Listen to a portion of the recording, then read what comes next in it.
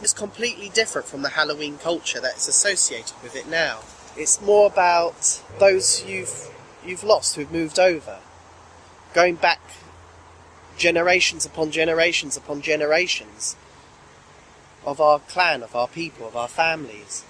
So when we honour Samhain, we're honouring the ancestors of our entire lineage.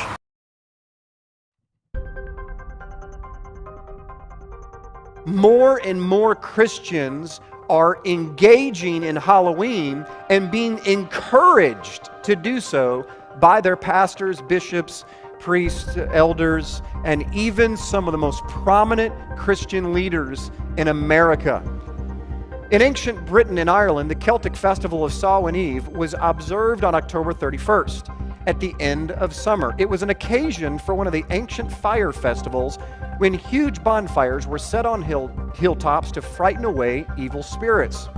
The souls of the dead were thought to revisit their homes on this day, and the autumn festival acquired sinister significance with ghosts, witches, hobgoblins, black cats, fairies, and demons of all kinds said to be roaming about. In addition, Halloween was thought to be the most favorable time for divinations concerning marriage, luck, health, and death. One of the most important and sinister calendar festivals of the Celtic year, at Samhain, held on November 1st, so it's October 31st to November 1st, the world of the gods was believed to be made visible to mankind. And the gods played many tricks on their mortal worshippers. It was a time fraught with danger, charged with fear, and full of supernatural episodes. Sacrifices and propitiations of every kind were thought to be vital, for without them the Celts believed they would not prevail over the perils of the season or counteract the activities of the deities. Samhain was an important precursor to Halloween. Today, even in Satanism, the high holy day, guess when it is? October 31st. Where do you think they get that from? Is it made up? They too believe. The Wiccans believe. The actual pagan religion, the pagans believe. They'll even tell you on their own websites that I saw this quote, it said, Christians, you can thank us for Christmas, Easter, and Halloween. They feel like that Christians are hijacking their holy days.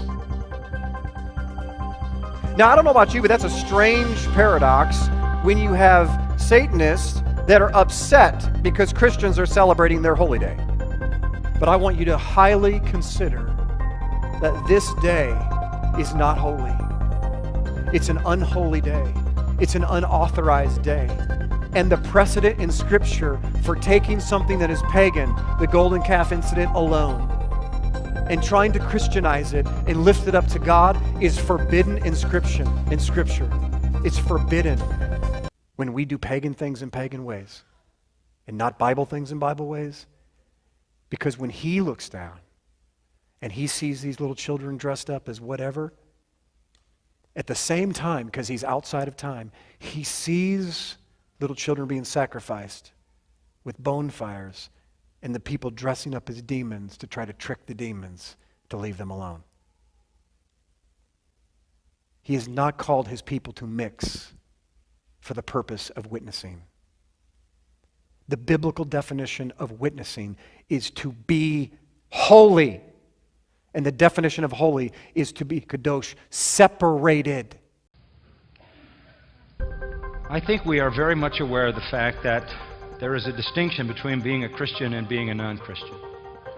You understand that. I don't think much of evangelicalism understands that. I think the line between a true Christian and a false Christian is significantly blurred. Significantly blurred. But we understand that there are two opposing realms. There are two opposing worlds, if you will. There are two opposing cosmos identities. There is righteousness and there is unrighteousness. There is light and there is darkness. There is Christ and there is Satan. There are believers and there are non-believers. These two worlds are utterly distinct and they are completely different. So much so that the text here tells us they are mutually exclusive. They cannot work together They cannot engage in a common partnership. They cannot have fellowship on any true spiritual basis. One is old, the other is new. One is earthly, the other is heavenly. One is deadly, the other is life-giving. One is wicked, the other is holy. One is built on lies, the other is all about truth. One perishes, the other lives forever.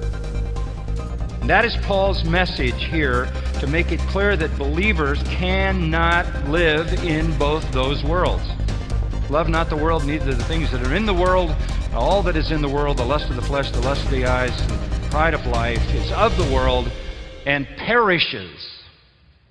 James 4, friendship with the world is what?